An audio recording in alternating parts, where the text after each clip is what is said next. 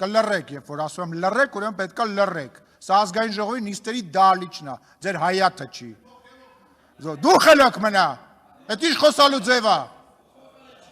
Մի հատ հլը վերջացրեք այս սկանդալներ սարքելը։ Պարոն Ղազարյան, մի հատ լռեք դուք։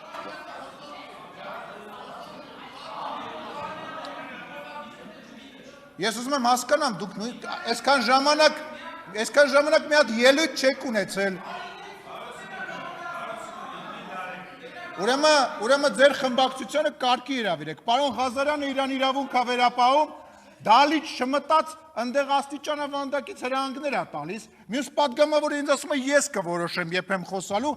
կարգի հրավիրեք ձեր խմբակցությունը, թե չէ ես կարգի կհրավիրեմ։ Ուրեմն կարգի հրավիրեք ձեր, ասում եմ, չհամարձակվեք, մտնել ազգային ժողովի նիստերի դահլիճ, ընդեղ աստիճանավանդակից կարգ ու կանոն թելադրեք։ Ուրեմն ես կրկնում եմ, դա ձեզ չի վերաբերվում, ես նիստերը վարում եմ նենց, ոնց որ գտնում եմ ճիշտ, այսինքն ինչ նշանակում, դուք պետք է որոշեք, թող խառնվեն, թե չխառնվեն։ Լռեք։ Պարոն Մինասյան, նստեք պարոն Աղազարյանն, բանակցությունների մեջ չենք մտնում, նստեք։